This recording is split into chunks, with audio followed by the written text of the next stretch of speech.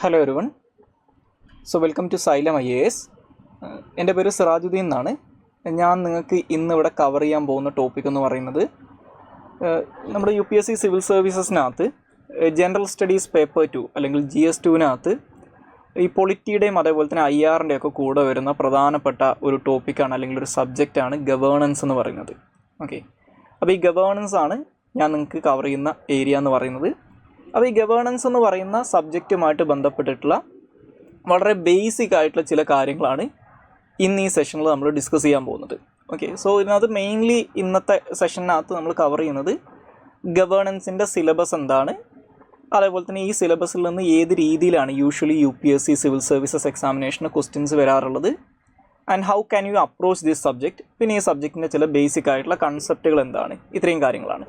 Okay, അപ്പോൾ ഞാൻ നേരത്തെ പറഞ്ഞതുപോലെ നിങ്ങൾ UPSC സിവിൽ സർവീസസിൻ്റെ എക്സാമിനേഷൻ്റെ സിലബസ് നിങ്ങൾക്ക് ഫെമിലിയർ ആയിരിക്കും. അപ്പോൾ ആ സിലബസിനകത്ത് നിങ്ങൾ ജനറൽ സ്റ്റഡീസ് പേപ്പർ 2 അല്ലെങ്കിൽ GS2-നകത്ത് നോക്കിക്കഴിഞ്ഞാൽ അതിൽ ഈ പൊളിറ്റിയുടെ അല്ലെങ്കിൽ കോൺസ്റ്റിറ്റ്യൂഷനുമായിട്ട് ബന്ധപ്പെട്ടിട്ടുള്ള സിലബസ് കഴിഞ്ഞാൽ അതിനുശേഷം പിന്നീട് നിങ്ങൾക്ക് കാണാൻ പറ്റുന്ന ടോപ്പിക്സാണ് ഗവേണൻസ് എന്ന് പറയുന്നത്. ഓക്കെ, അപ്പോൾ ശരിക്കും ഗവേണൻസ് എന്ന് പറഞ്ഞു കഴിഞ്ഞാൽ നമ്മൾ ഭരണനിർവഹണം എന്നൊക്കെ മലയാളത്തിൽ പറയാം. നിങ്ങൾ പൊളിറ്റിക്കകത്ത് അല്ലെങ്കിൽ കോൺസ്റ്റിറ്റ്യൂഷനകത്ത് പഠിക്കുന്ന കുറേ കാര്യങ്ങളുണ്ടാവും. അതിൽ നമ്മൾ മെയിൻലി പഠിക്കുന്നത് ഇന്ത്യൻ കോൺസ്റ്റിറ്റ്യൂഷൻ്റെ ഒരു ഫ്രെയിം വർക്കാണ്, അല്ലെങ്കിൽ ഇന്ത്യ എന്ന് പറയുന്ന സ്റ്റേറ്റിൻ്റെ ഒരു ഫ്രെയിം വർക്കാണ്. ഓക്കെ, ഇവിടെ ഏതൊക്കെ ഇൻസ്റ്റിറ്റ്യൂഷൻസ് ആണുള്ളത്, ആ ഇൻസ്റ്റിറ്റ്യൂഷൻസിൻ്റെ റോൾ എന്താണ്, അതേപോലെ തന്നെ കോൺസ്റ്റിറ്റ്യൂഷൻസിനകത്ത് പറയുന്ന ഇതുമായിട്ട് ബന്ധപ്പെട്ടുള്ള പ്രധാനപ്പെട്ട പ്രൊവിഷൻസ് എന്തൊക്കെയാണ്, ഇവിടുത്തെ സ്റ്റേറ്റ് സ്ട്രക്ചർ എങ്ങനെയാണ്, ഇങ്ങനെയുള്ള കാര്യങ്ങളൊക്കെയാണ് നിങ്ങൾ പൊളിറ്റി പഠിക്കുന്നുണ്ടാവുക. സോ ഗവേണൻസിൽ നമ്മൾ പ്രധാനമായിട്ടും പഠിക്കുന്നത് ഈ ഇൻസ്റ്റിറ്റ്യൂഷൻസ് എങ്ങനെയാണ് ഇവിടെ പ്രവർത്തിക്കുന്നത് എന്നുള്ളതാണ്. ഇവിടുത്തെ ഈ നാട്ടിലെ അഡ്മിനിസ്ട്രേഷൻ എങ്ങനെയാണ് പ്രാക്ടിക്കലി നടക്കുന്നത് എന്നുള്ളതാണ്. അതിൻ്റെ കോൺസ്റ്റിറ്റ്യൂഷണൽ പ്രൊവിഷൻസ് എന്താണ് എന്നുള്ളതല്ല, അത് നിങ്ങൾ പൊളിറ്റി പഠിക്കും. ഇപ്പോൾ നിങ്ങൾ പാർലമെൻറ്റ് എന്താണ് അല്ലെങ്കിൽ യൂണിയൻ എക്സിക്യൂട്ടീവ് എന്താണെന്നൊക്കെ പൊളിറ്റി പഠിക്കുമല്ലോ. പക്ഷേ ഇവർ പ്രാക്ടിക്കലി എങ്ങനെയാണ് ഇവിടെ വർക്ക് ചെയ്യുന്നത്, ഓക്കെ, ഈ ഗ്രൗണ്ട് ലെവലിൽ ഇവർ എങ്ങനെയാണ് വർക്ക് ചെയ്യുന്നത്, ആ വർക്കിനെ ഇൻഫ്ലുവൻസ് ചെയ്യുന്ന ഫാക്ടേഴ്സ് എന്തൊക്കെയാണ്, ഇങ്ങനെയുള്ള കാര്യങ്ങളാണ് നമ്മൾ ഈ ഗവേണൻസിനകത്ത് പഠിക്കുന്നുള്ളത്. അപ്പോൾ അതുകൊണ്ട് തന്നെ ഈ പൊളിറ്റിയുമായിട്ട് വളരെ ക്ലോസ്ലി കണക്റ്റഡ് ആയിട്ടുള്ള ഒരു സബ്ജക്റ്റാണ്, അല്ലെങ്കിൽ ഒരു പരിധി വരെ ഓവർലാപ്പ് ചെയ്യുന്നൊരു സബ്ജക്റ്റാണ് ഗവേണൻസ് എന്ന് വേണമെങ്കിൽ പറയാം. അപ്പോൾ നമ്മൾ ഈ സബ്ജക്റ്റുമായിട്ട് ബന്ധപ്പെട്ട് ആദ്യമായിട്ട് നോക്കാൻ പോകുന്നത് ഈ സബ്ജക്റ്റിൻ്റെ സിലബസ് എന്താണെന്നുള്ളതാണ്. ഓക്കെ, അപ്പോൾ ഈ ഗവേണൻസിൻ്റെ സിലബസ് നോക്കിക്കഴിഞ്ഞാൽ ഞാൻ നേരത്തെ പറഞ്ഞ പോലെ ഈ GS2-ൻ്റെ സിലബസിനകത്ത് ഗവേണൻസുമായിട്ട് ബന്ധപ്പെട്ടിട്ടുള്ള സിലബസ് ടോപ്പിക്സ് ആയിട്ട് പറയുന്ന കാര്യങ്ങളെന്ന് പറയുന്നത് ഒന്ന് പ്രഷർ ഗ്രൂപ്പ്സിനെ കുറിച്ചിട്ട് പറയുന്നൊരു കാര്യമാണ്. Pressure groups, and formal and informal associations, their role in the polity എന്ന് പറയും. ഓക്കെ, നിങ്ങൾ ആ സിലബസ് നോക്കിക്കഴിഞ്ഞാൽ കാണാൻ പറ്റും. അവിടെ ഗവൺമെൻറ്റുമായിട്ട് ബന്ധപ്പെട്ട് പറയുന്ന ചില കാര്യങ്ങൾ കഴിഞ്ഞതിന് ശേഷം ആ ടോപ്പിക്കിൻ്റെ അവസാനമായിട്ട് പറയുന്നൊരു കാര്യമാണ് pressure groups, formal and informal associations, their role in the polity എന്ന് പറയുന്നത്. അപ്പോൾ ഇതുകൊണ്ട് ഉദ്ദേശിക്കുന്നത് എന്താണെന്ന് വെച്ച് കഴിഞ്ഞാൽ ബേസിക്കലി നമ്മൾ ഇതിനകത്ത് കവർ ചെയ്യുന്നത് എന്താണ് പ്രഷർ ഗ്രൂപ്പുകൾ, അതുപോലെ തന്നെ എന്താണ് ഫോർമൽ ആൻഡ് ഇൻഫോർമൽ അസോസിയേഷൻസ് എന്നുള്ള കാര്യമാണ്. അതുപോലെ തന്നെ അവരെങ്ങനെയാണ് ഈ രാജ്യത്തിലെ രാഷ്ട്രീയത്തിനെ അല്ലെങ്കിൽ ഇവിടുത്തെ പൊളിറ്റിനെ അല്ലെങ്കിൽ ഇവിടുത്തെ സ്റ്റേറ്റിനെ ഇൻഫ്ലുവൻസ് ചെയ്യുന്നത് എന്നുള്ളതാണ്. ഇപ്പോൾ പ്രഷർ ഗ്രൂപ്പ്സ് എന്ന് പറഞ്ഞു കഴിഞ്ഞാൽ ഇത്രയേ ഉള്ളൂ. ഇപ്പോൾ നമ്മുടെ നാട്ടിലൊക്കെ നമ്മൾ ചില സംഘടനകളെ കാണാറുണ്ടാവും, അല്ലെങ്കിൽ ചില ഗ്രൂപ്പുകളെ കാണാറുണ്ടാവും. അവർ ഡയറക്റ്റ്ലി പൊളിറ്റിക്സിനകത്ത് അല്ലെങ്കിൽ ഡയറക്റ്റ്ലി ഇലക്ട്രൽ പൊളിറ്റിക്സിനകത്ത് പാർട്ടിസിപ്പേറ്റ് ചെയ്യുകയോ അല്ലെങ്കിൽ ഇവിടുത്തെ ഭരണം നേടാൻ വേണ്ടി ശ്രമിക്കുകയോ ചെയ്യില്ല. Okay, they will not try to അല്ലെങ്കിൽ they will not directly participate in electoral politics and they will not try to rule this country. Instead they try to influence the government. Okay, ആര് ഇവിടെ government അല്ലെങ്കിൽ ആര് ഇവിടെ ഭരിച്ചാലും ആ ഗവൺമെൻറ്റിന് ഇവരുടെ ചില താല്പര്യങ്ങളുണ്ടാവും. ഓരോ പ്രഷർ ഗ്രൂപ്പ്സിനും അവരുടേതായിട്ടുള്ള താല്പര്യങ്ങളുണ്ടാവും. അതനുസരിച്ച് അവർ ഈ ഗവൺമെൻറ്റിനെ ഇൻഫ്ലുവൻസ് ചെയ്യാൻ ശ്രമിക്കും. ഇപ്പോൾ അതിന് എക്സാമ്പിൾസ് പറഞ്ഞു കഴിഞ്ഞാൽ ഇപ്പോൾ നമ്മുടെ നാട്ടിലുള്ള ട്രേഡ് യൂണിയനുകൾ, തൊഴിലാളി സംഘടനകൾ, ഇവിടുത്തെ സ്റ്റുഡൻറ്റ് യൂണിയനുകൾ, ഓക്കെ, അതേപോലെ തന്നെ നമ്മുടെ നാട്ടിലുള്ള ഈ മത സാമുദായിക സംഘടനകളുണ്ടാവും, റിലീജിയസ് ഗ്രൂപ്പുകളുണ്ടാവും, കമ്മ്യൂണൽ ഗ്രൂപ്പുകളുണ്ടാവും, കൾച്ചറൽ ഓർഗനൈസേഷൻസ് ഉണ്ടാവും. ഇതെല്ലാം പ്രഷർ ഗ്രൂപ്പ്സ് ആയിട്ട് നിങ്ങൾക്ക് കണക്കാക്കാം. സോ ഈ ഗ്രൂപ്പുകളൊന്നും തന്നെ ഡയറക്റ്റായിട്ട് ഇവരൊരു പൊളിറ്റിക്കൽ പാർട്ടി പോലെ തിരഞ്ഞെടുപ്പിൽ മത്സരിക്കില്ല, ഇവരാരും ഇവിടുത്തെ ഭരണം പിടിക്കാൻ നോക്കുകയില്ല. പക്ഷേ they will try to influence the government. Okay, ഈ പറയുന്ന ഓരോ ഗ്രൂപ്പിനും അവരവരുടേതായിട്ടുള്ള വെസ്റ്റഡ് ഇൻട്രസ്റ്റുകൾ ഉണ്ടാവും. ആ ഇൻട്രസ്റ്റുകൾ അച്ചീവ് ചെയ്യാൻ വേണ്ടിയിട്ട് അവർ ഗവൺമെൻറ്റുകളെ ഇൻഫ്ലുവൻസ് ചെയ്യാൻ നോക്കും. ഇങ്ങനെയുള്ള നമ്മുടെ പൊളിറ്റിക്കൽ സിസ്റ്റത്തിൻ്റെ പുറത്ത് നിൽക്കുന്ന എന്നാൽ പൊളിറ്റിക്കൽ സിസ്റ്റത്തിന് ഇൻഫ്ലുവൻസ് ചെയ്യുന്ന ഗ്രൂപ്പുകളെയാണ് പ്രഷർ ഗ്രൂപ്പുകൾ എന്ന് പറയാം. ഓക്കെ, അപ്പോൾ ഈ പ്രഷർ ഗ്രൂപ്പുകൾ എന്താണ്, അപ്പോൾ എന്താണ് പ്രഷർ ഗ്രൂപ്പുകൾ, നമ്മുടെ ഇന്ത്യയിൽ പ്രഷർ ഗ്രൂപ്പ്സിൻ്റെ റോൾ എന്താണ്, ഓക്കെ, അതേപോലെ തന്നെ ഇവിടെയുള്ള ഫോർമൽ ആൻഡ് ഇൻഫോർമൽ അസോസിയേഷൻസും അവർക്ക് പൊളിറ്റിയിലുള്ള റോളും എന്താണ് എന്നുള്ള കാര്യമാണ് ഈ ഒന്നാമത്തെ ടോപ്പിക് എന്ന് പറയുന്നത്. ഇനി രണ്ടാമതായിട്ട് പറഞ്ഞത് government policies and interventions for the development of various sectors and issues arising out of their design and implementation ആണ്. ഓക്കെ, രണ്ട് കാര്യങ്ങൾ. ഈ government policies and interventions for the development of various sectors, അതായത് ഇന്ത്യയിലുള്ള ഡിഫറെൻറ്റ് സെക്ടേഴ്സിന് വേണ്ടിയിട്ട് government different സെക്ടേഴ്സിൻ്റെ ഡെവലപ്മെൻറ്റിന് വേണ്ടിയിട്ട് government make ചെയ്യുന്ന പോളിസീസും അതേപോലെ തന്നെ ഗവൺമെൻറ്റിൻ്റെ ഇൻ്റർവെൻഷൻസും. ഓക്കെ, ഇപ്പോൾ അതിനൊരു എക്സാമ്പിൾ പറഞ്ഞു കഴിഞ്ഞാൽ നമ്മുടെ ഇന്ത്യയിലെ ഡിഫറെൻറ്റ് സെക്ടേഴ്സിനകത്ത് ഗവൺമെൻറ് പോളിസീസും ഇൻ്റർവെൻഷൻസും കാണാൻ പറ്റും. ഇപ്പോൾ മെയിൻ ആയിട്ടുള്ള കുറച്ച് എക്സാമ്പിൾസ് പറഞ്ഞു കഴിഞ്ഞാൽ നമ്മുടെ ഇന്ത്യയിലുള്ള ഹെൽത്ത് സെക്ടർ, ഓക്കെ, അതേപോലെ തന്നെ ഇവിടുത്തെ എഡ്യൂക്കേഷന്, ജെൻഡർ ജസ്റ്റിസുമായിട്ട് ബന്ധപ്പെട്ട് വരുന്ന ജെൻഡറുമായിട്ട് ബന്ധപ്പെട്ട് വരുന്ന കാര്യങ്ങൾ, പോവേർട്ടി, ഓക്കെ, അതേപോലെ തന്നെ എക്കണോമിക് ഏരിയയിൽ വരുന്ന പോളിസീസ് ഇൻ്റർവെൻഷൻസ്, ഈ വക കാര്യങ്ങൾ. ഓക്കെ, ഇതാണ് government policies and interventions for various interventions for development in various sectors എന്ന് പറയുന്നത്. അപ്പോൾ അതിന് വേണ്ടിയിട്ട് നിങ്ങൾക്ക് കുറേ എക്സാമ്പിൾസ് കാണാൻ പറ്റും. ഇപ്പോൾ ഉദാഹരണത്തിന് ഇപ്പോൾ ഈ ജെൻഡറിൻ്റെ ഒക്കെ കേസിൽ നിങ്ങൾക്ക് ബേട്ടി ബച്ചാവോ ബേട്ടി പഠാവോ എന്നൊക്കെ പറയുന്ന സ്കീം നിങ്ങൾ കേട്ടിട്ടുണ്ടാവും, കറണ്ട് അഫേഴ്സിനകത്തൊക്കെ മേ ബി പഠിച്ചിട്ടുണ്ടാവും. അതേപോലെ തന്നെ ഈ Mahatma Gandhi national rural employment guarantee programme ഉണ്ട്, അതേപോലെ സ്വച്ഛ് ഭാരത് അഭിയാൻ ഉണ്ട്. ഇത്തരത്തിലുള്ള ഗവൺമെൻറ്റിൻ്റെ കുറേ സ്കീംസ് ആൻഡ് ഇനീഷ്യേറ്റീവ്സ് ഉണ്ടാവും. ചില പെർട്ടിക്കുലർ സെക്ടേഴ്സിൻ്റെ ഡെവലപ്മെൻറ്റിന് വേണ്ടിയിട്ട് സ്റ്റാർട്ട് ചെയ്തിട്ടുള്ള സ്കീംസ് ആൻഡ് ഇനീഷ്യേറ്റീവ്സ് ഉണ്ടാവും. ഇതെന്താണ് എന്നുള്ളതാണ് ഇവിടെ നോക്കുന്നത്. അപ്പോൾ ഈ സ്കീമുകളും പോളിസീസും കുറേയൊക്കെ നിങ്ങൾ കറണ്ട് അഫേഴ്സിനകത്ത് പഠിച്ചിട്ടുണ്ടാവും. അതിൻ്റെ ഒരു അനാലിസിസ് ആണ് നമ്മൾ ഈ ഒരു ടോപ്പിക്കിനകത്ത് നോക്കുന്നത്. ഓക്കെ, ഈ സ്കീംസ് ആൻഡ് പോളിസീസ് എന്താണ്, ഹൗ ദേ ആർ വർക്കിംഗ്, അല്ലെങ്കിൽ how they are actually working on the ground and what are the changes they have made, അല്ലെങ്കിൽ ഇതിനകത്തുള്ള പോസിറ്റീവ് ആൻഡ് നെഗറ്റീവ്സ് ആയിട്ടുള്ള കാര്യങ്ങൾ എന്തൊക്കെയാണ്. പിന്നെ അതിൻ്റെ കണ്ടിന്യൂവേഷൻ ആയിട്ടാണ് പറയുന്നത് issues arising out of their design and implementation. ഈ പറയുന്ന സ്കീംസ് ആൻഡ് പോളിസീസിൻ്റെ ഇത്തരത്തിൽ വേരിയസ് സെക്ടേഴ്സിൻ്റെ ഡെവലപ്മെൻറ്റിന് വേണ്ടിയിട്ട് ഇവിടുത്തെ ഗവൺമെൻറ് ഫോം ചെയ്യുന്ന പോളിസീസിൻ്റെയും ഇൻ്റർവെൻഷൻസിൻ്റെയും അതിൻ്റെ ഡിസൈനിനകത്തും അതിൻ്റെ ഇംപ്ലിമെൻറ്റേഷനകത്തും വരുന്ന പ്രശ്നങ്ങളുണ്ടാവും. ഇപ്പോൾ ചില ഇഷ്യൂസ് എന്ന് പറഞ്ഞു കഴിഞ്ഞാൽ ആ സ്കീമിൻ്റെ സ്ട്രക്ചറിനകത്ത് അല്ലെങ്കിൽ ആ സ്കീമിനകത്ത് തന്നെ കുറേ പ്രശ്നങ്ങളുണ്ടാവും. അല്ലെങ്കിൽ ചില കാര്യങ്ങൾ ഇപ്പോൾ നമ്മുടെ ഇന്ത്യയിലേക്കുള്ള മെയിൻ പ്രശ്നം എന്ന് പറഞ്ഞു കഴിഞ്ഞാൽ ഇന്ത്യയിലുള്ള പോളിസീസും അതേപോലെ തന്നെ ഇൻ്റർവെൻഷൻസും ഒക്കെ ആക്ച്വലി ഓൺ പേപ്പേഴ്സ് വളരെ നല്ലതായിരിക്കും, പക്ഷേ അതിൻ്റെ ഇംപ്ലിമെൻറ്റേഷൻ സൈഡിനകത്ത് ഒരുപാട് പ്രശ്നങ്ങളുണ്ടാവും. ഇന്ത്യയിൽ ഗവേണൻസിനകത്ത് വരുന്ന ഏറ്റവും പ്രധാനപ്പെട്ട ഇഷ്യൂ ആണത്. അപ്പോൾ നിങ്ങൾ ഇന്ത്യയിലുള്ള നിയമങ്ങളോ അല്ലെങ്കിൽ ഗവൺമെൻറ് സ്കീംസോ പോളിസീസോ ഒക്കെ നോക്കിക്കഴിഞ്ഞാൽ ഭയങ്കര വണ്ടർഫുള്ളായിട്ട് തോന്നുന്ന കാര്യങ്ങളായിരിക്കും ഇത് ഓൺ പേപ്പേഴ്സിൽ, പക്ഷേ ഇത് ഓൺ ദി ഗ്രൗണ്ട് ഇംപ്ലിമെൻറ്റ് ചെയ്യുമ്പോൾ പ്രശ്നങ്ങൾ വരാൻ തുടങ്ങും. അപ്പോൾ ഇതാണ് ഇവിടെ ഉദ്ദേശിക്കുന്നത് issues arising out of their design and implementation എന്ന് പറയുന്നത്.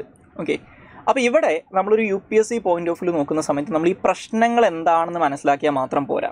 ഇപ്പോൾ നമ്മുടെ ഈ പറയുന്ന ഡിഫറൻറ്റ് സെക്ടേഴ്സിൻ്റെ ഡെവലപ്മെൻറ്റിന് വേണ്ടിയിട്ടുള്ള സ്കീംസ് ആൻഡ് പോളിസീസ് അല്ലെങ്കിൽ പോളിസീസിനകത്തും ഇൻ്റർവെൻഷൻസിനകത്തും സ്വാഭാവികമായിട്ടും പ്രശ്നങ്ങളുണ്ടാവും.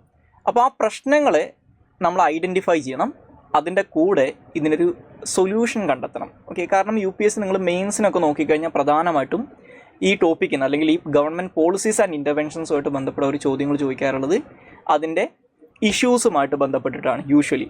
അപ്പോൾ ഇഷ്യൂസിനെ കുറിച്ച് ചോദിക്കുന്ന സമയത്ത് you have to provide a way forward.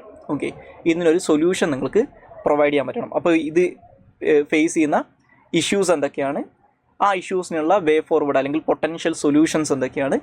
അതേപോലെ തന്നെ നിങ്ങൾ ഈ സ്കീംസ് ആൻഡ് പോളിസീസ് ഒക്കെ പഠിക്കുന്ന സമയത്ത് ഈ സെൻട്രൽ സെക്ടർ സ്കീമുകൾ, സെൻട്രലി സ്പോൺസേർഡ് സ്കീമുകൾ എന്നൊക്കെ പറഞ്ഞിട്ടുള്ള ക്ലാസിഫിക്കേഷൻ കേട്ടിട്ടുണ്ടാവും. അപ്പോൾ ഇത്തരത്തിലുള്ള ബേസിക് ക്ലാസിഫിക്കേഷൻ എന്താണ്, ഇതിനകത്ത് എസ്പെഷ്യലി സെൻട്രലി സ്പോൺസേർഡ് ആയിട്ടുള്ള സ്കീമുകൾക്കൊക്കെ ഫേസ് ചെയ്യുന്നത്, അതായത് സെൻട്രലും സ്റ്റേറ്റും തമ്മിൽ കോപ്പറേറ്റ് ചെയ്ത് ഇംപ്ലിമെൻറ്റ് ചെയ്യുന്ന കാര്യങ്ങളാണ് സെൻട്രലി സ്പോൺസേർഡ് സ്കീമുകൾ. സെൻട്രലും ഗവൺമെൻറ്റും കൂടി ഷെയർ ചെയ്തിട്ട് ഫണ്ട് മൊബിലൈസ് ചെയ്യുന്ന സ്കീമുകളാണ്. സെൻട്രൽ ഗവൺമെൻറ് ഡിസൈൻ ചെയ്യും, സ്റ്റേറ്റ് ഇംപ്ലിമെൻറ്റ് ചെയ്യും, പക്ഷേ ഫണ്ട് സെൻട്രലും സ്റ്റേറ്റും കൂടി ഷെയർ ചെയ്യായിരിക്കും ചെയ്യുന്നത്. അപ്പോൾ ഇത്തരത്തിലുള്ള സ്കീംസിനകത്ത് വരുന്ന കുറേ പ്രശ്നങ്ങളുണ്ട്. അപ്പോൾ ഈ പ്രശ്നങ്ങൾ എന്തൊക്കെയാണെന്നുള്ളത് നമ്മൾ മനസ്സിലാക്കണം, അതിനുള്ള സൊല്യൂഷൻസ് എന്താണെന്നുള്ള കാര്യങ്ങൾ നോക്കണം. ഇനി മൂന്നാമതായിട്ട് പറയുന്ന ടോപ്പിക്കാണ് development process and the development industry എന്ന് പറയുന്നത്. Okay, development process, development industry, എന്നിട്ട് അതിൻ്റെ കൂടെ പറയുന്നത് the role of non governmental organisations അല്ലെങ്കിൽ NGOs, സെൽഫ് ഹെൽപ്പ് ഗ്രൂപ്പ്സ് അല്ലെങ്കിൽ SHGs, various groups and associations, donors, charities, institutional and other stakeholders. അതായത് ഈ ഡെവലപ്മെൻറ്റൽ പ്രോസസ്സും ഡെവലപ്മെൻറ്റൽ ഇൻഡസ്ട്രിയുമായിട്ട് ബന്ധപ്പെട്ട് NGOsനും സെൽഫ് ഹെൽപ്പ് ഗ്രൂപ്പുകൾക്കും മറ്റുള്ള ഗ്രൂപ്പുകൾക്കും അസോസിയേഷൻസിനും ഡോണേഴ്സിനും ചാരിറ്റീസിനും ഇൻസ്റ്റിറ്റ്യൂഷൻസിനും മറ്റുള്ള താല്പര്യ കക്ഷികൾ അല്ലെങ്കിൽ സ്റ്റേക്ക് ഹോൾഡേഴ്സിനുള്ള റോൾ എന്താണ് എന്നുള്ള കാര്യമാണ് മൂന്നാമത്തെ ടോപ്പിക്കിനകത്ത് പറയുന്നത്. അപ്പോൾ അതിനകത്ത് ബേസിക്കലി നമ്മൾ പഠിക്കാൻ പോകുന്നത് ഈ പറയുന്ന ഡെവലപ്മെൻറ്റൽ പ്രോസസ്സ്, ഡെവലപ്മെൻറ്റൽ ഇൻഡസ്ട്രി എന്താണെന്നുള്ളത് അതിൻ്റെ ഒരു ബേസിക് ഐഡിയ ഉണ്ടാക്കിയാൽ മതി. പക്ഷേ അതിനെക്കാട്ടിലും കൂടുതലായിട്ട് നമ്മൾ ഇതിനകത്ത് കവർ ചെയ്യാൻ പോകുന്നത് ഈ പറയുന്ന ആൾക്കാരെ കുറിച്ചാണ്. ഇന്ത്യയിൽ പ്രവർത്തിക്കുന്ന നോൺ ഗവൺമെൻറ്റൽ ഓർഗനൈസേഷൻസ്, അതുമായിട്ട് ബന്ധപ്പെട്ട് വരുന്ന frame work, legal frame work എന്താണ്. ഇപ്പോൾ നമ്മൾ സ്ഥിരമായിട്ട് നിങ്ങൾ മേ ബി കറണ്ട് അഫേഴ്സിനകത്തൊക്കെ പഠിക്കാറുണ്ടാവും. ഇന്ത്യയിൽ ഇപ്പോൾ പല ഫോറിൻ ഫണ്ടഡ് ആയിട്ടുള്ള NGOസും ഫേസ് ചെയ്യുന്ന ഒരു സംഭവമാണ് FCRA ലൈസൻസുമായിട്ട് ബന്ധപ്പെട്ട് വരുന്ന ഫോറിൻ കോൺട്രിബ്യൂഷൻ റെഗുലേഷൻസ് ആക്റ്റുമായിട്ട് ബന്ധപ്പെട്ട് വരുന്ന ഇഷ്യൂസ്. അപ്പോൾ ഇത്തരത്തിൽ നമ്മുടെ ഇന്ത്യയിൽ NGOസ് പ്രവർത്തിക്കുന്ന ഫ്രെയിം വർക്ക് എന്താണ്, അവർക്ക് ഇവിടുത്തെ ഡെവലപ്മെൻറ്റൽ പ്രോസസ്സിലും ഡെവലപ്മെൻറ്റൽ ഇൻഡസ്ട്രിയിലുള്ള റോൾ എന്താണ്, അതേപോലെ തന്നെ ഇതുമായിട്ട് ബന്ധപ്പെട്ടിട്ടുള്ള ഡിഫറെൻറ്റ് ക്ലാസിഫിക്കേഷൻസ് ഉണ്ട്. അതെന്താണ്, അതായത് ബേസിക്കലി എന്താണ് NGOസ് എന്ന് മനസ്സിലാക്കുക, ഇവരുടെ റോൾ എന്താണെന്ന് മനസ്സിലാക്കുക, ഇതിനകത്തുള്ള ഇഷ്യൂസ് എന്താണെന്ന് മനസ്സിലാക്കുക. അതേപോലെ തന്നെയാണ് സെൽഫ് ഹെൽപ്പ് ഗ്രൂപ്പുകൾ. ഇപ്പോൾ ഇന്ത്യയിൽ ഈ ഡെവലപ്മെൻറ്റുമായിട്ട് ബന്ധപ്പെട്ട് ചില ഏരിയാസിലൊക്കെ ഹൈലി സക്സസ്ഫുൾ ആയിട്ടുള്ള അല്ലെങ്കിൽ എൻറ്റിറ്റീസാണ് സെൽഫ് ഹെൽപ്പ് ഗ്രൂപ്പുകൾ എന്നൊക്കെ പറയുന്നത്. ഇപ്പോൾ നമ്മുടെ കേരളത്തിലൊക്കെ ഒരു എക്സാമ്പിൾ പറഞ്ഞു കഴിഞ്ഞാൽ, നമ്മളിവിടെ കേരളത്തിൽ ഈ വുമൺ എംപവർമെൻറ്റിൻ്റെ ഒക്കെ കേസിൽ ഹൈലി സക്സസ്ഫുൾ ആയിട്ടുള്ളൊരു സെൽഫ് ഹെൽപ്പ് ഗ്രൂപ്പാണ് കുടുംബശ്രീ എന്ന് പറയുന്നത്.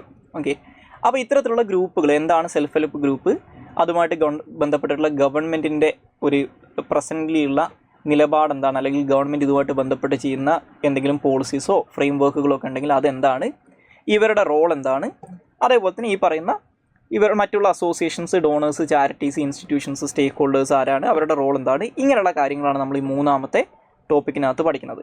അതാണ് developmental process and developmental industry, the role of NGOസ്, സെൽഫ് ഹെൽപ്പ് ഗ്രൂപ്പുകൾ, അതേപോലെ തന്നെ various groups and associations, donors, charities, institutional and other stakeholders എന്ന് പറയുന്നത്. അപ്പോൾ അതിനകത്ത് ഞാൻ നേരത്തെ പറഞ്ഞ പോലെ we will be focusing on these elements. Non governmental organisations, SHGs, മറ്റുള്ള ഗ്രൂപ്പുകൾ, അതേപോലെ തന്നെ മറ്റുള്ള സ്റ്റേക്ക് ഹോൾഡേഴ്സ്. അപ്പോൾ ഇതൊക്കെ എന്താണെന്നുള്ളത് അറിഞ്ഞിരിക്കണം, ഇതുമായിട്ട് ബന്ധപ്പെട്ട് വരുന്ന ഇഷ്യൂസ് എന്താണെന്ന് അറിഞ്ഞിരിക്കണം, അതിനുള്ള സൊല്യൂഷൻസ് എന്താണെന്ന് അറിഞ്ഞിരിക്കണം. നമ്മുടെ ഇന്ത്യയിൽ ഇതുമായിട്ട് ബന്ധപ്പെട്ട് സ്പെസിഫിക് ആയിട്ടുള്ള പോളിസീസ് എന്തെങ്കിലുമൊക്കെ ഉണ്ടെങ്കിൽ അറിഞ്ഞിരിക്കണം. ഇപ്പോൾ ഉദാഹരണം എന്ന് പറഞ്ഞു കഴിഞ്ഞാൽ 2007 ഇന്ത്യയിൽ വന്നിട്ടുള്ള ഒരു national policy on voluntary sector എന്നൊക്കെ പറയുന്ന പോളിസീസ് ഉണ്ട്. അപ്പോൾ ഇത്തരത്തിലുള്ള കാര്യങ്ങൾ എന്താണെന്നുള്ളത് അറിഞ്ഞിരിക്കണം. ഇനി നാലാമതായിട്ട് പറയുന്നത് important aspects of governance, transparency and accountability, ഈ ഗവേണൻസിൻ്റെ applications, models, success, limitations, potential, പിന്നെ citizens charter, transparency, accountability and institutional and other measures. 3 കാര്യങ്ങൾ. ഒന്നാമത്തത് ഇമ്പോർട്ടൻ്റ് ആസ്പെക്ട്സ് ഓഫ് ഗവേണൻസ്, അതിൻ്റെ കൂടെ രണ്ടാമതായിട്ട് ട്രാൻസ്പെറൻസി ആൻഡ് അക്കൗണ്ടബിലിറ്റി, മൂന്നാമതായിട്ട് ഗവേണൻസ്. അപ്പോൾ ഈ ഇമ്പോർട്ടൻ്റ് ആസ്പെക്ട്സ് ഓഫ് ഗവേണൻസ് എന്ന് പറഞ്ഞു കഴിഞ്ഞാൽ ബേസിക്കലി നമ്മൾ അതിനകത്ത് മനസ്സിലാക്കേണ്ടത് എന്താണ് ഗവേണൻസ് എന്നുള്ള കാര്യമാണ്. അതായത് നമ്മുടെ ഈ സബ്ജക്റ്റിൻ്റെ പേര് തന്നെ ഗവേണൻസ് ആണ്.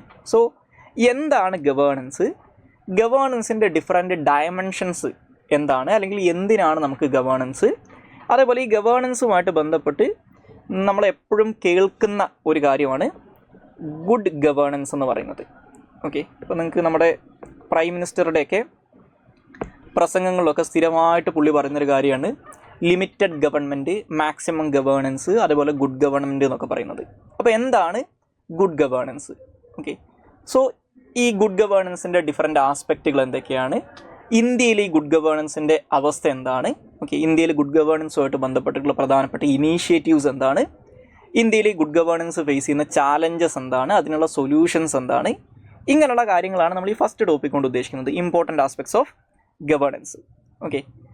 പിന്നെ ഈ ഗുഡ് ഗവേണൻസിൻ്റെ കൂടെ വരുന്നൊരു കാര്യമാണ് ട്രാൻസ്പെറൻസി ആൻഡ് അക്കൗണ്ടബിലിറ്റി എന്ന് പറയുന്നത്. ഗവേണൻസിനകത്ത് ട്രാൻസ്പെറൻസിയും അക്കൗണ്ടബിലിറ്റിയും ഉണ്ടാവുക എന്നുള്ളത്. അപ്പോൾ ഈ കാര്യം നമ്മൾ ഈ ഗവേണൻസിനെ കുറിച്ച് പഠിക്കുമ്പോൾ അതിൻ്റെ കൂടെ അങ്ങ് കവർ ചെയ്യും. പിന്നെ പറയുന്ന കാര്യമാണ് ഗവേണൻസ്. ഗവേണൻസ് എന്ന് പറഞ്ഞാൽ എത്രയേ ഉള്ളൂ, നമ്മൾ സ്ഥിരമായിട്ട് കേൾക്കുന്നൊരു വാക്കാണ് governance. It simply means the use of information and communication technology in governance. അതായത് ഗവേണൻസിനകത്ത് ICT ടൂളുകൾ അല്ലെങ്കിൽ information and communication technology use ചെയ്യുന്നതിനെയാണ് നമ്മൾ ഗവേണൻസ് എന്ന് പറയാം.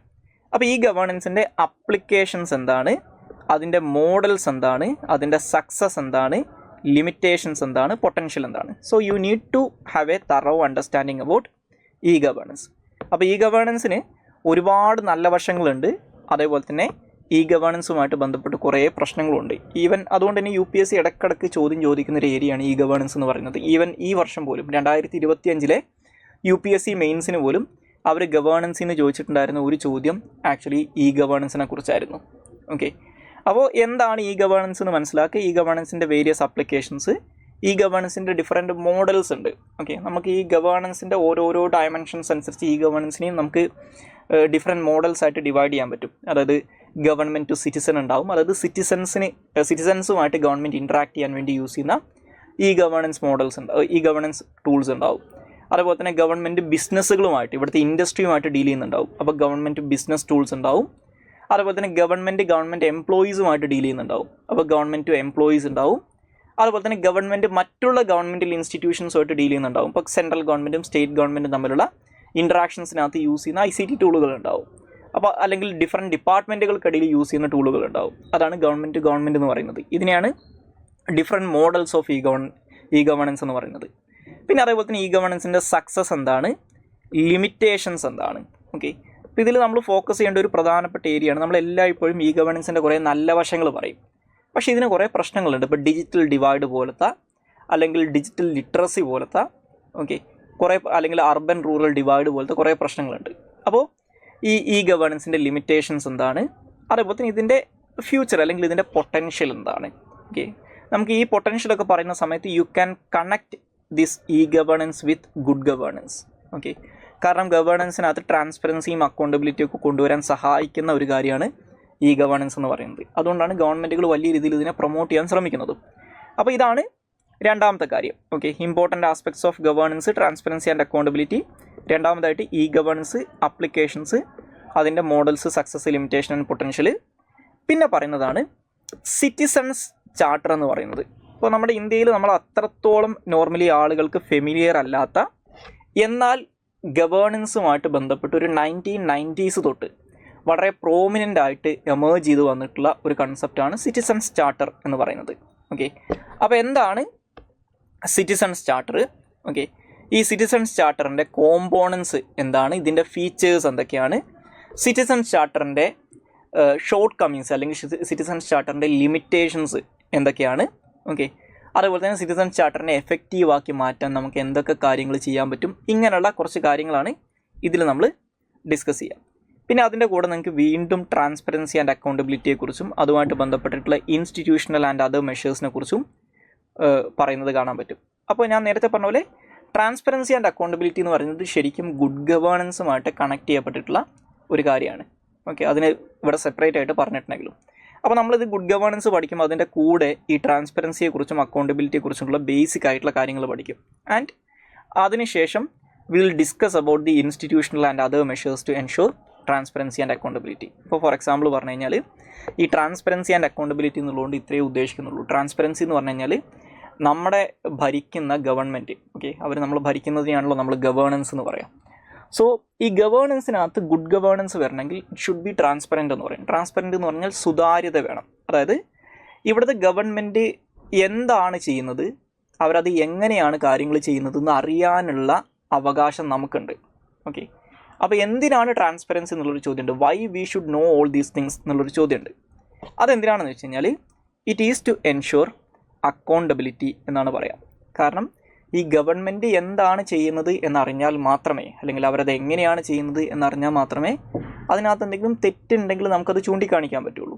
ഇപ്പോൾ ഉദാഹരണത്തിന്, ഇപ്പോൾ നിങ്ങളുടെ നാട്ടിലുള്ളൊരു റോഡിൻ്റെ കൺസ്ട്രക്ഷൻ നടക്കുകയാണ്.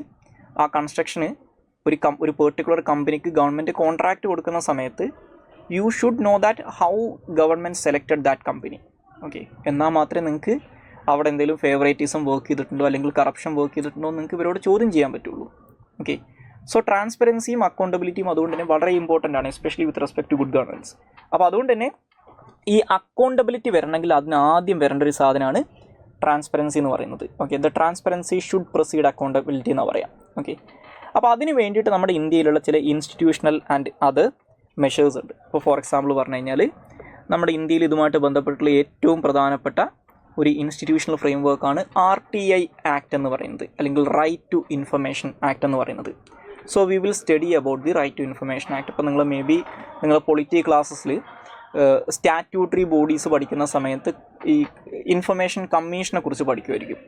അപ്പോൾ നമ്മൾ അതിന് കൂടാതെ ഗവേണൻസ് പഠിക്കുന്ന സമയത്ത് we have to study the RTA act, okay, right to information act. ഒരു സമയത്ത് ലോകത്തിൽ തന്നെ one of the best examples of right to information ആക്റ്റായിട്ട് കണക്കാക്കിയിരുന്ന ഒന്നാണ് നമ്മുടെ ഇന്ത്യയിലുള്ള റൈറ്റ് ടു ഇൻഫർമേഷൻ ആക്ട്. പക്ഷേ ഇപ്പോൾ കുറേ കാലമായിട്ട് വലിയ ഇതിൽ ക്രിറ്റിസിസം ഫേസ് ചെയ്യുന്ന ഒരു നിയമം കൂടിയാണത്, okay, because it has been criticised to be weaken to a considerable extent, okay, വളരെ കൺസിഡറബിൾ എക്സ്റ്റെൻറ്റിലേക്ക് അത് വീക്കൺ ചെയ്യപ്പെട്ടു എന്നുള്ളൊരു ആരോപണം നിലവിലുണ്ട്.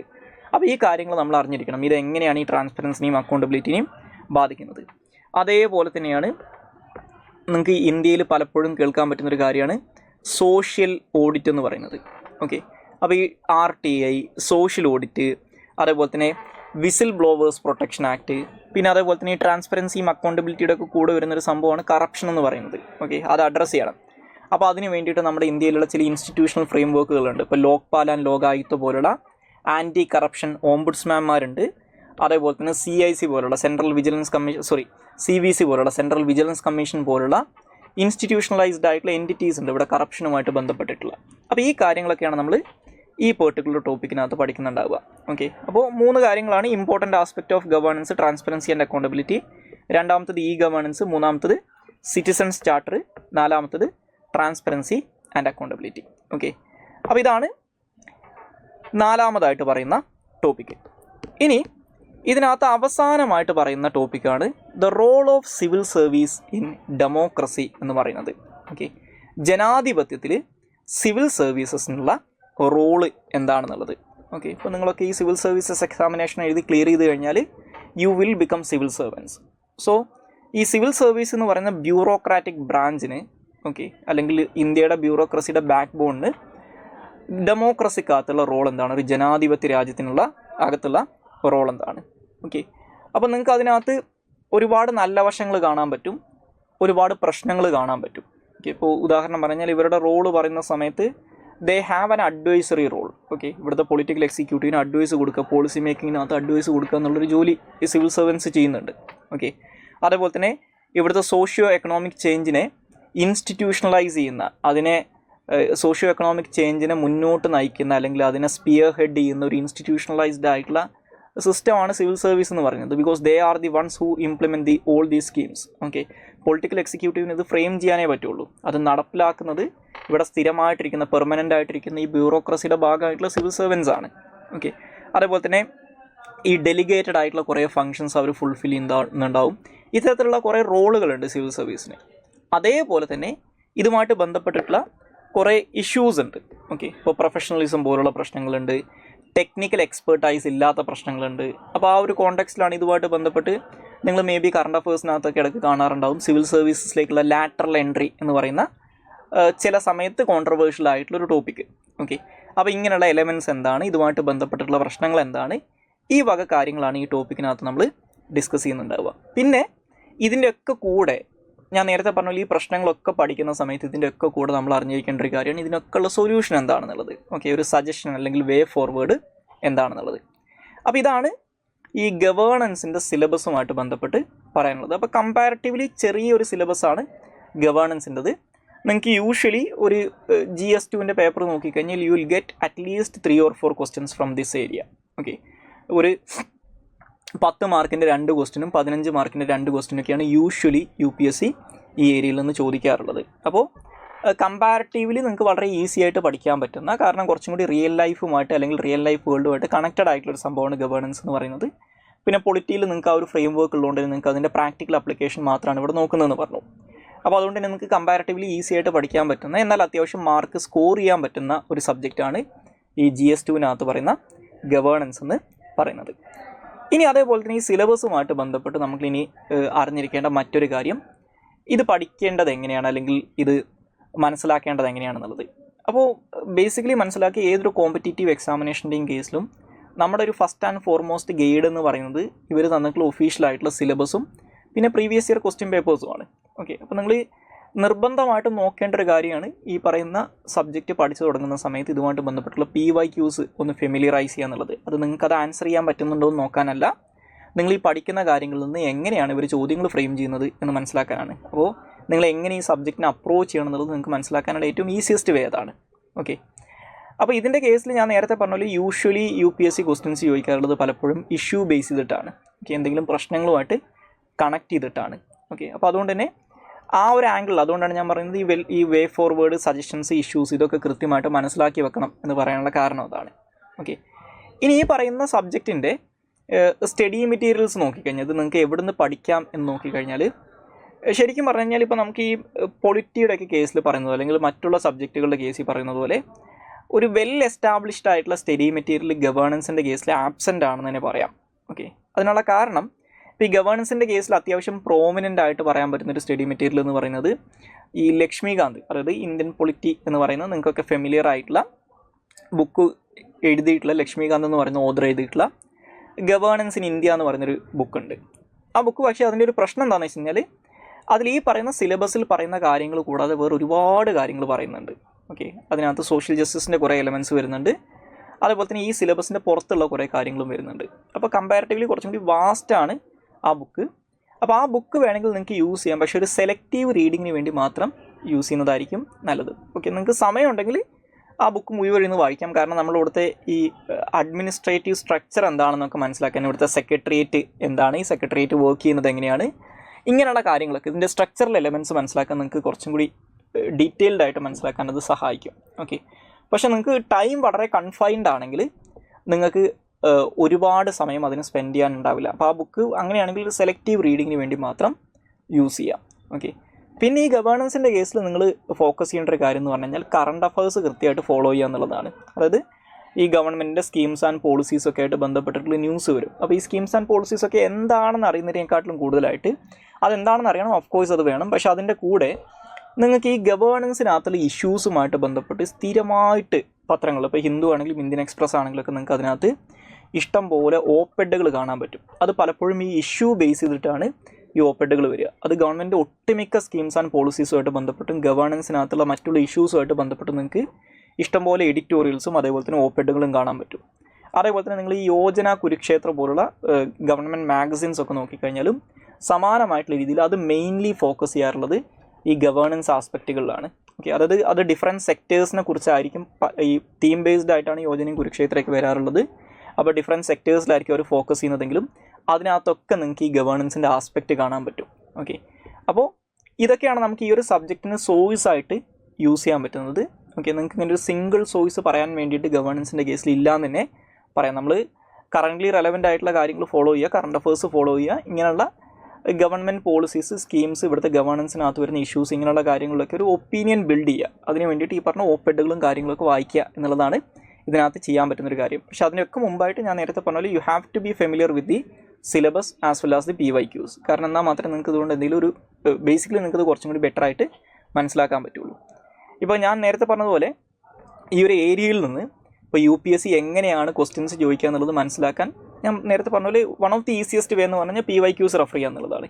അപ്പോൾ അതിൽ ഞാൻ ജസ്റ്റ് ഇപ്പോൾ ഈ 2025 UPSC മെയിൻസ് എക്സാമിന് GS2 ഗവേണൻസുമായിട്ട് ബന്ധപ്പെട്ട് ചോദിച്ചിട്ടുള്ള കുറച്ച് ക്വസ്റ്റ്യൻസ് ഒന്ന് കാണിച്ചു തരാം. ഓക്കെ, ഞാൻ നേരത്തെ പറഞ്ഞ പോലെ യൂഷ്വലി ഒരു 4 ക്വസ്റ്റ്യൻസ് ആണ് ഇവർ ഒരു വർഷത്തിൽ ഗവേണൻസിനകത്ത് നിന്ന് നോർമലി ചോദിച്ച് കണ്ടിട്ടുള്ളത്. അതിൽ ഒരു ചോദ്യം എന്ന് പറഞ്ഞു കഴിഞ്ഞാൽ what are environmental pressure groups, discuss their role in raising awareness, influencing policies and advocating for environmental protection in India.